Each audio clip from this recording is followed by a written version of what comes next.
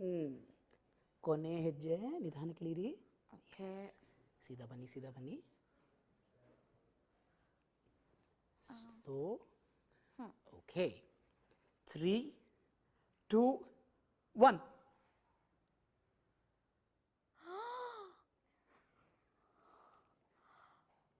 ರೀ ಇದು ನಮ್ಮ ಕಾಲೇಜ್ ಬೆಂಚು.